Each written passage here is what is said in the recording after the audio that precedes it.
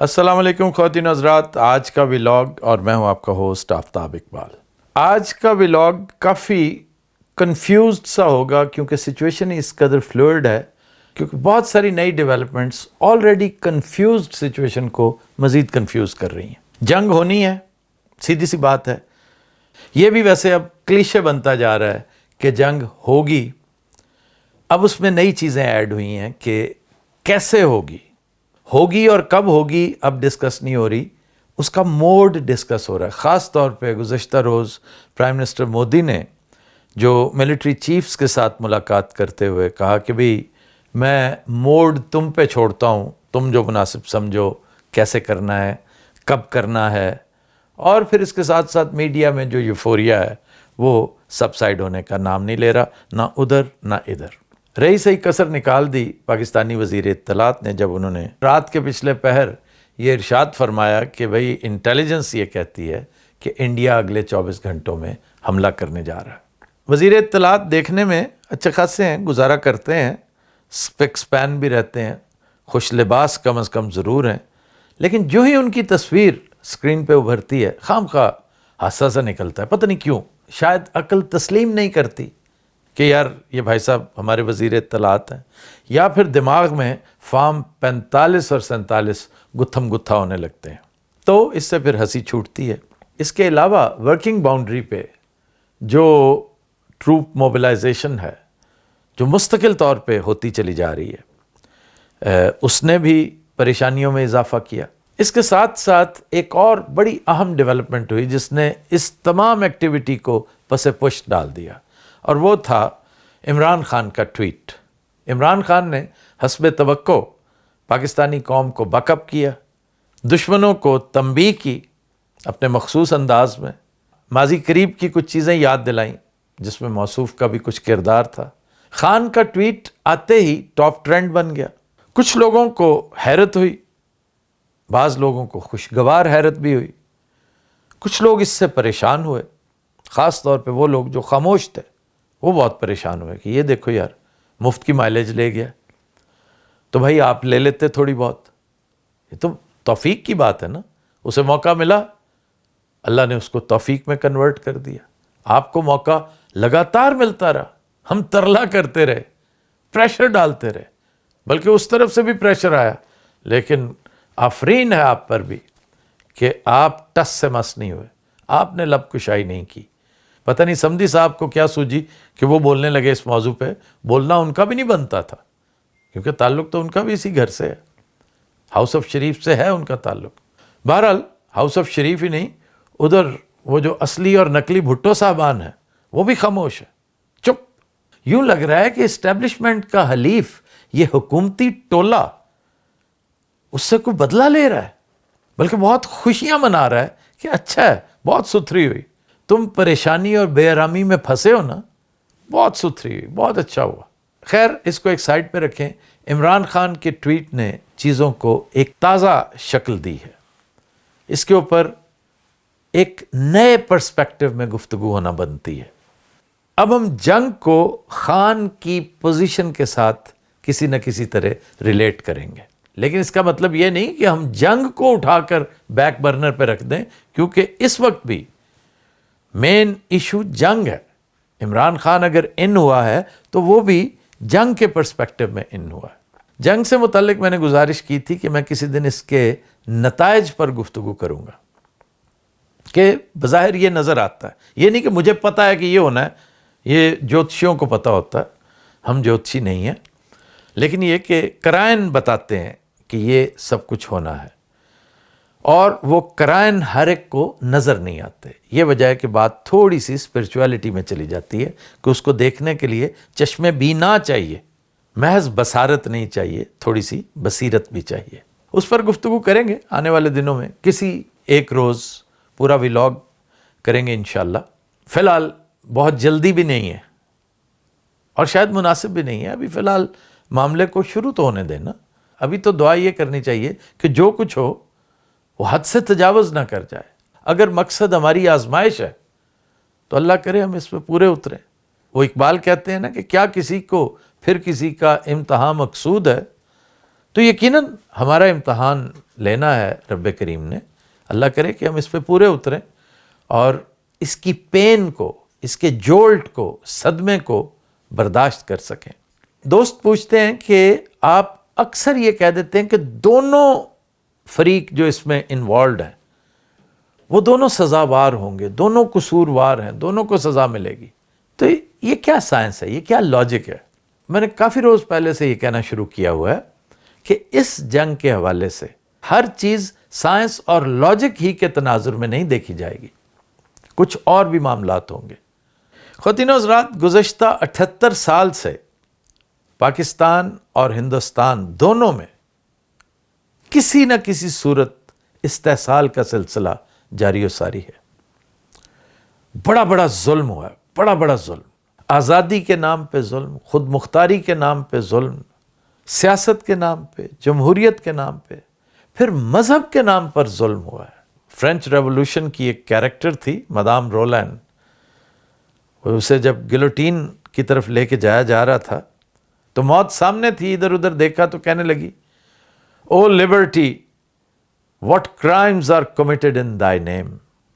تو ہمارے ہاں بھی ان تمام چیزوں کا نام لے کر بڑے بڑے ظلم کیے گئے.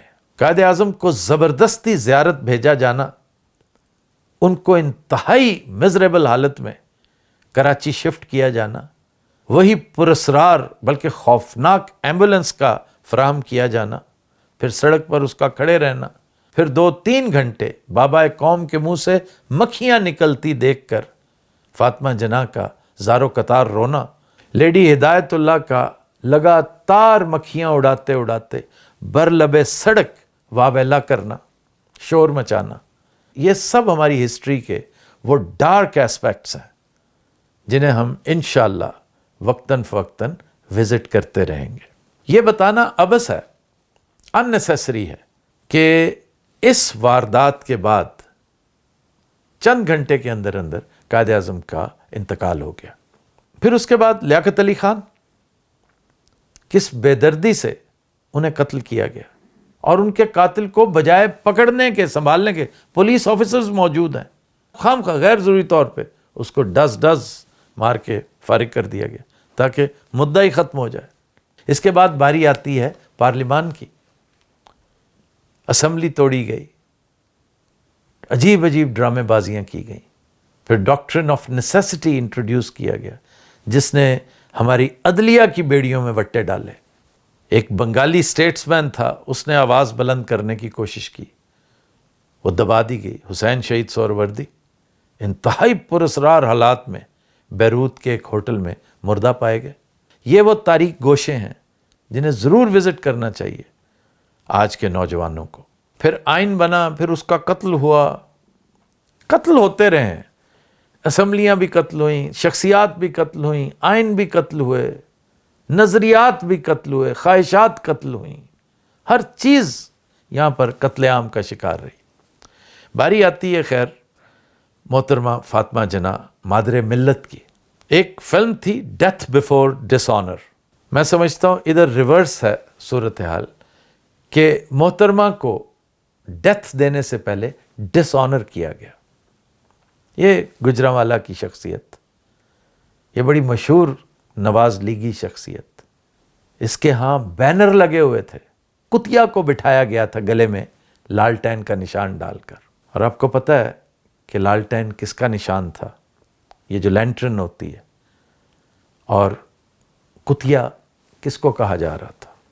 ایوب خان نے اپنی خواہشات کی بھینٹ چڑھا دیا سارا کچھ. ایوب خان میں اور باجوہ میں بہت مماثلت ہے، بہت زیادہ. فرق صرف یہ ہے کہ ایوب خان اتنا مکار نہیں تھا، اس لیے اس کے معاملات خود بخود چلتے گئے، حالات نے اس کو سپورٹ دی. باجوہ صاحب مکار اور چالاک بڑے تھے، اور جو بہت سیانہ بنتا ہے نا، جو بہت چالاک بنتا ہے، اس بیچارے کا انجام اس طرح، کیونکہ اللہ تعالیٰ نے مثال قائم کرنی ہوتی نا کہ ایک پلاننگ تم کرتے ہو، ایک پلاننگ کہیں اور ہو رہی ہوتی ہے. دنیا کی پلاننگ دھری کی دھری رہ جاتی ہے. افلاک میں جو فیصلے ہوتے ہیں وہی رائج ہوتے ہیں. باجوہ صاحب کی طرف آتے ہیں. یہ میں کوئک ریویو دے رہا ہوں، اور ابھی میں نے انڈیا بھی جانا ہے. میں بہت ٹائم لے رہا ہوں، کوئک میں ذرا فاسٹ فارورڈ میں چلتے ہوئے، محترمہ فاطمہ جناح کو قتل کیا گیا، یہ کوئی ڈھکی چھپی بات نہیں ہے، پوری دنیا جانتی ہے. افسوس یہ کہ ہم اسے زیادہ اہمیت نہیں دیتے کہ بھی کیا ہوگا قتل، کیا ہے پھر کیا ہے، لوگ قتل ہوتے ہیں. کسی اور قوم کے ساتھ یہ ہوا ہوتا تو وہ اس بات کا مول ضرور ڈالتی، لیکن ہماری قوم اس معاملے میں بڑی صابر شاکر ہے، وہ برداشت کر لیتی ہے، اس کی قوت برداشت بڑی زبردست ہے. اور میں نے ریلیٹ کرنا ہے ان ساری چیزوں کو جنگ کے ساتھ، اور اب تک آپ کو سمجھ آ چکی ہوگی کہ یہ ریٹریبیوشن کیوں ہے، یہ پنشمنٹ کی طرف قدرت کیوں لے کے جا رہی ہے. آگے چلیے. جمہوریت کا ستیہ ناش کیا پورے 10 سال ایک فرد واحد نے، ڈکٹیٹر بن کے اس نے ملک کو برباد کر کے رکھ دیا. آج تک ہم اسی کینسر کو بھگتتے آ رہے ہیں جس کا آغاز ایوب خان نے کیا تھا. پھر یحییٰ خان آیا. یحییٰ خان ایک ننگے آدمیت تھا، اس کا تذکرہ کرتے ہوئے بھی شرم آتی ہے، بلکہ گھن آتی ہے، شرم نہیں گھن آتی ہے. تو اس لیے میں سکپ کروں گا. بس صرف یوں سمجھ لیجئے کہ ایک بہت بڑا سانحہ، ایک نیا قتل، ایک بہت بڑا قتل. ایک تو ملک کا قتل ہوا اور اس کے نتیجے میں ملینز قتل کیے گئے. ایسٹ پاکستان جغرافیے سے نکل کر تاریخ میں چلا گیا. پھر چونکہ مدعا ڈالنا تھا، ظاہر ہے کوئی ایک پارو بھی چاہیے ہوتا ہے. بھٹو صاحب بنے بنائے پارو مل گئے، تو بین الاقوامی اسٹیبلشمنٹ ان کاہوٹس ود ضیاء الحق، بھٹو صاحب کو پھانسی لٹکا دیا گیا. اب دیکھ لیجئے اس ساری کہانی کے پیچھے میجر کردار کے طور پہ کون نظر آ رہا ہے آپ کو. اب سوال ہوں گے اس لیے کہ ماڈرن ٹائمز ہیں، 80s کا دور گزر چکا ہے. اب محققین آگے بڑھنے سے پہلے تحقیق کریں گے، تحقیق کے بغیر آگے قدم نہیں اٹھائیں گے. بھٹو صاحب کے بعد پھر پرویز مشرف تشریف لے آئے. اس سو کالڈ نظام کا دامن عصمت انہوں نے تار تار کیا. اور چونکہ ہر ڈکٹیٹر کا بھیانک دور خون کا خراج مانگتا ہے، یہاں پر بی بی کام آئیں، محترمہ بے نظیر بھٹو. وہ قتل ہو گئیں. وہ کیا قتل ہوئیں، بیچارے سندھی قتل ہو گئے، کیونکہ ایک ہیبت ناک عفریت سندھ کے اوپر ایسا قابض ہوا کہ آج تک اس کے پنجے سندھیوں کے جسم میں گڑے نظر آتے ہیں. ایک پراسرار سی وصیت کہیں سے برآمد کی گئی، جیسے کسی غار کے اندر پڑا ہوا کوئی پرانا ڈاکیومنٹ کسی کے ہاتھ آتا ہے. اب رحمان ملک بھی دنیا میں نہیں ہے، ورنہ بندہ اس سے ہی پوچھتا کہ یار انہوں نے تو نہیں ماننا، تم ہی بتاؤ. لیکن یہاں نہیں مانیں گے، کہیں اور مان جائیں گے. پھر نظام ہچکیاں ہی لیتا رہا، سیٹلمنٹ نہیں ہو سکی.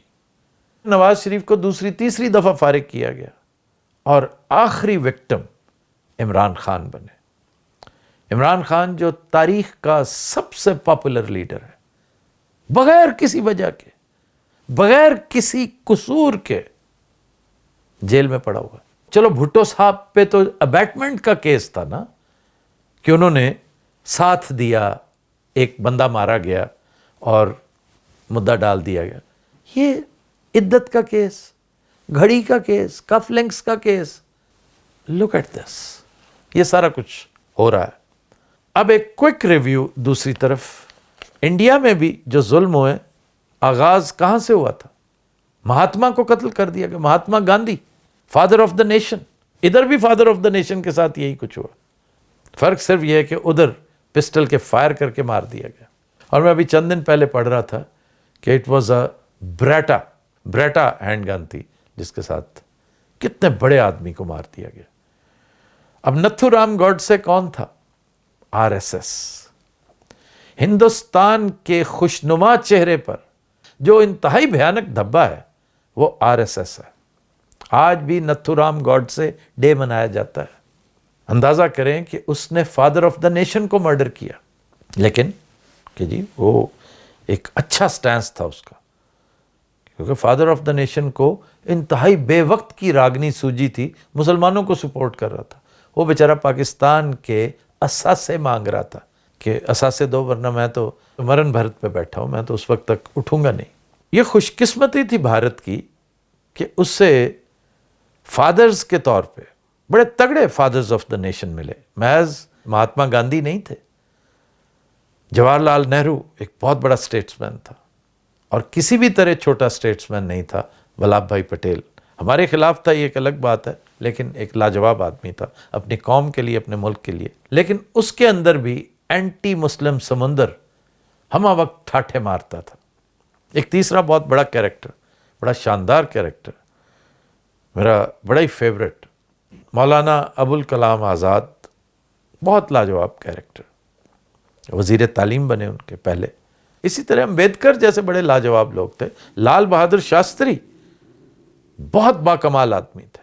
تو انہوں نے مل ملا کے سچویشن کو ہینڈل کیا اور آر ایس ایس کا ڈنگ کافی حد تک نکال لیا. حالانکہ اٹل بہاری واجپئی صاحب جو بعد میں بڑے معصوم اور نفیس بن گئے تھے، بڑے پارسا بن گئے تھے، آغاز ان کا بھی بڑا ہی بھیانک تھا، بڑا بھیانک تھا، آر ایس ایس تھا.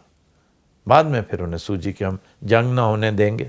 وہ مشہور نظم موصوفی کی تخلیق ہے، ہم جنگ نہ ہونے دیں گے.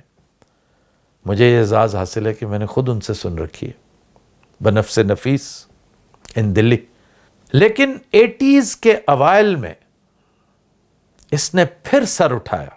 وہ دن اور آج کا دن، یہ سلسلہ جاری و ساری ہے.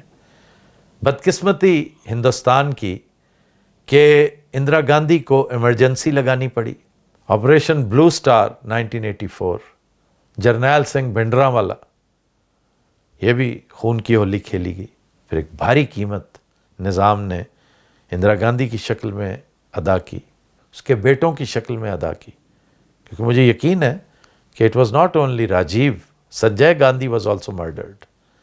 ثابت نہیں ہو سکا اس لیے کہ بہت ساری چیزوں پہ آپ تحقیقات کرتے ہی نہیں. اس کا جہاز انتہائی پراسرار حالات میں حادثے کا شکار ہوا. He was a flyer. چنانچہ بابری مسجد کا تذکرہ شروع ہو گیا. یک رام مندر اینڈ اسی سائٹ پر بابری مسجد. خیر جو بھی ایشو تھا تو ان کا ذاتی معاملہ، لیکن keeping the secular posture of India, this issue, this dispute should have been avoided. اس نے بنیاد رکھی ہندوستان میں سیکولرزم کے قتل کی. آغاز وہاں سے ہوا تھا. اور ویسے کیا شاندار ڈریم تھا یہ، ایک کھلی ڈلی سیکولر سوسائٹی.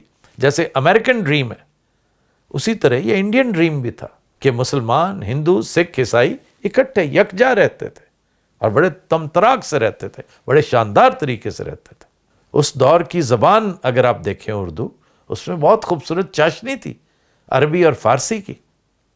اب تو اس میں قدیم زبان کے، سنسکرت کے روڑے نہیں، پہاڑ اٹکائے گئے ہیں، صرف اس کو ممتاز کرنے کے لیے، ڈیفرنٹ کرنے کے لیے. اور اس سے نقصان ہوا ہے اس کا اپنا جو قدرتی حسن تھا وہ بری طرح افیکٹ ہوا ہے.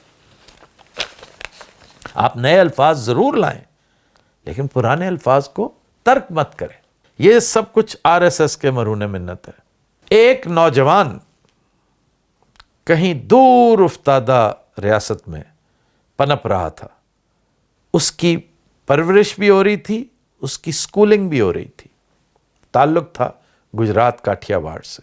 بہت نچلے طبقے سے چلتا چلتا، اٹھتا اٹھتا وہ سیاست میں آیا، اور ایک ہی خواب تھا، جسٹ ون ڈریم، مسلم کشی، کہ مسلمان سے بدلہ لینا ہے اور ہندوستان کو صرف ہندوؤں کے لیے مختص کرنا ہے. یہ صرف مسلمانوں پہ ہی موقوف نہیں تھا، سکھ بھی ان کے شاکی ہیں، کرسچنز شاکی ہیں، ماوسٹس نیکسلائٹس وہ بھی شاکی ہیں. بہرحال یہ نوجوان سیاست کے افق پر ابھرتے ابھرتے چیف منسٹر تک پہنچا، اور پھر تاریخ نے اسے بچر آف گجرات کا ٹائٹل دیا، کیونکہ وہاں پر بھی ملینیم کے ٹرن پہ حالات جس قدر بھیانک تھے اس کے پیچھے موصوف ہی کار فرما تھے. خواب ان کا وہی تھا جیسے میں نے کل گزارش کی تھی. اینڈ مقصد یہ تھا اس نصب العین کو حاصل کرنے کے لیے پولیٹیکل پاور وہ انہوں نے ٹھان رکھی تھی.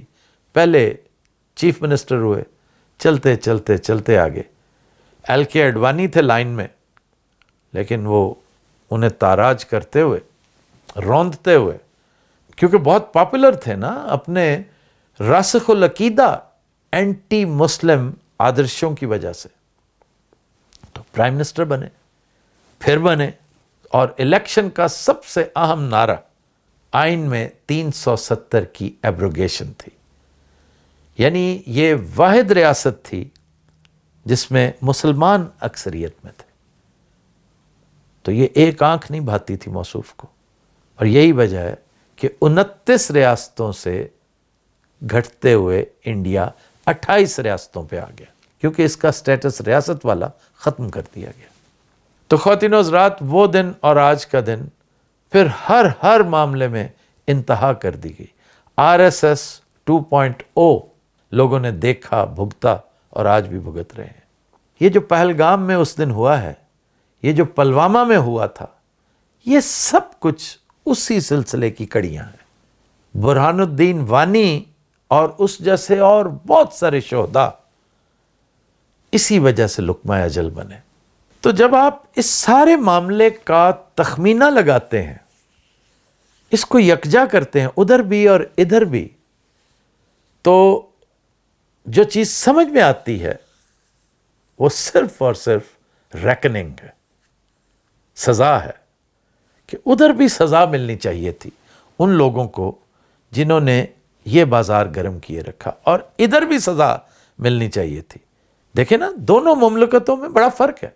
بائی دا وے، انڈیا امیر نہیں ہے، انڈیا کے اندر ایک طبقہ امیر ہے، آج بھی اکثریت رول رہی ہے وہاں پہ۔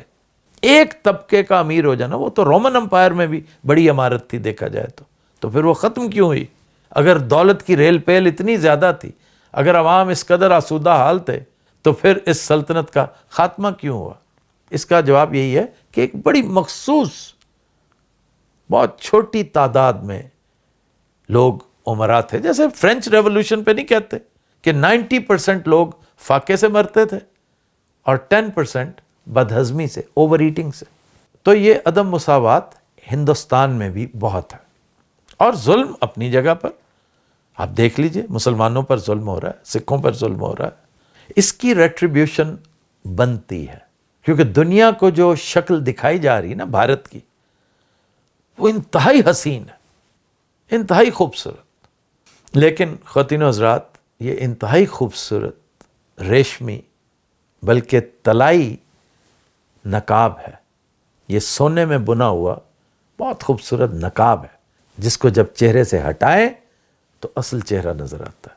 یہ وہ چہرہ نہیں ہے جو ٹریڈ کے بھوکے لوگ 1.5 ارب کی آبادی کو اپنی کنزیومر مارکیٹ سمجھ کر اس کی ہر بات مانتے چلے جانے والے احمق مان کے بیٹھے ہوئے ہیں۔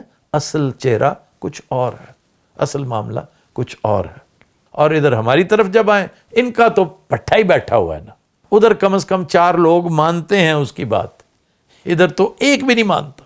ادھر اس کی ایک جعلی سی جے جے کار ہوتی ہے ہر جگہ، اور اس کے پیچھے ان کی محنت ہے، محنت شاقہ ہے۔ آپ دیکھیے ڈپلومیسی کا کیا شاندار آن سلاٹ ہے جو انہوں نے 370 سے لے کر آج تک، جب انہوں نے 370 ایبروگیٹ کرنا تھا تو ذرا جا کر دیکھیے 10,000 کے قریب مراسلے، پوسٹس، میسیجز پوری دنیا میں ادھر ادھر پھیلائے گئے، تاکہ just to test the waters, just to see the reaction, just to make the ground. جیسے مٹی نرم کرتے ہیں نا، زمین ہموار کرتے ہیں، وہ بڑی محنت۔ آج دیکھیں جے شنکر صاحب کیا کر رہے ہیں، اور ادھر ہمارے والا جے شنکر کیا کر رہا ہے، یو نو دیٹ، جس کو فارن افیئرز کی ایف کا بھی نہیں پتا، لیکن وہ لگا ہوا ہے۔ پھر میڈیا کو انہوں نے کیسے منور کیا کہ دنیا نے ہٹلر کے بعد پہلی دفعہ اس لیول پہ میڈیا ہینڈلنگ اور منورنگ دیکھی۔ مذہب کو اپنے لیے استعمال کیا گیا، فلم کو، فلم کا حشر دیکھ لیں کیا ہو گیا۔ فلم پیسے بہت بناتی ہے، لیکن ایک بھی فلم مدر انڈیا کے لیول کی مجھے نکال کر دکھا دے، میں مان جاؤں انہیں۔ ایک بھی فلم شعلے کے لیول کی، چھوڑے مدر انڈیا کو۔ لیکن کمائی کرنے پہ آ رہی ہیں تو 200 کروڑ، 300 کروڑ، 400 کروڑ، اور اس طرح کی کمائیاں تو ہمارا پی ٹی وی بھی بڑی کرنے لگ گیا تھا۔ اس کا یہ مقصد نہیں تھا، برباد ہو کے رہ گیا بیچارہ۔ وہ مقاصد جن کے تحت بنایا گیا تھا to educate the society, society وہیں کی وہیں بیٹھی ہے، کیونکہ اس وقت مینز آف ایجوکیشن یہی تھے، اور اس کا بڑا اچھا استعمال کیا جاتا اگر اللہ عقل دیتا اس وقت کے حکمرانوں کو، کیونکہ نیچے سے بیوروکریٹس تو چلاکیاں اپنی طرف سے سجسٹ کرتے رہتے ہیں۔ خیر چھوڑیں، پی ٹی وی پہ پھر کسی دن بات ہو جائے گی۔ یہی وجہ کہ دیکھیں 1.5 ارب آبادی ہے، کوئی قابل ذکر ناول بتائیے، کوئی قابل ذکر پوئٹری بتائیے جسے نوبیل ملا ہو، جس کا تذکرہ پوری دنیا میں ہوتا ہو۔ اس کے مقابلے میں پھر پاکستان بہتر ہے کہ آبادی اس کا پتہ 6واں حصہ بھی نہیں ہے، اور کیا کمال کے ناولز اور کمال کی پوئٹری، کیونکہ وہ بھی ہماری گولڈن ایج تھی۔ اس گولڈن ایج میں بھی انڈیا نے وہ سلسلہ نہیں کیا، کیونکہ 82 سے آنورڈز وہ معاملات پنجے گاڑنا شروع ہو چکے تھے۔ خیر ادھر آ جائیے، چونکہ لمبی بات ہوگی ہے، لیکن کنکلوڈ کرنا ہے ہم نے کہ عمران خان کے ٹویٹ سے فرق کیا پڑا۔ میں محسوس کرتا ہوں کہ اس سے کچھ تبدیلی آنے والی ہے۔ یہ نہ سمجھیے کہ عمران نے کوئی بارگیننگ کی ہے، کوئی ڈیل کر کے کچھ لے دے کے معاملے میں ایک بہتر پوزیشن میں اپنے آپ کو سمجھتے ہوئے کچھ کیا۔ اس کی تو عادت ہے، وہ فی سبیل اللہ بہت کچھ کر دیتا ہے، اور کرنا بھی چاہیے تھا۔ اس وقت اس نے جو کیا ہے ملک کے لیے کیا ہے، اپنے آپ کو ایک سائڈ پہ رکھتے ہوئے۔ البتہ چند دن تک آپ کو اس کے اثرات ایک ایک کر کے نظر آنا شروع ہو جائیں گے۔ وہ الٹیمیٹلی عمران کی اپنی رہائی کی شکل میں بھی ہو سکتے ہیں، وہ اس بھیانک سیاسی ٹولے سے نجات کی صورت میں بھی ہو سکتے ہیں۔ ویسے ان سے نجات تو شاید اتنی آسانی سے نہیں ملے گی۔ اگر قومی حکومت بھی بنا لی گئی تو اس میں بھی بیٹھے کسی کونے کھدڑے میں یہ سب آپ کو نظر آئیں گے، یہ چہرے جن سے ہم جان چھڑانا چاہتے ہیں، لیکن یہ فی الحال ساتھ رہیں گے۔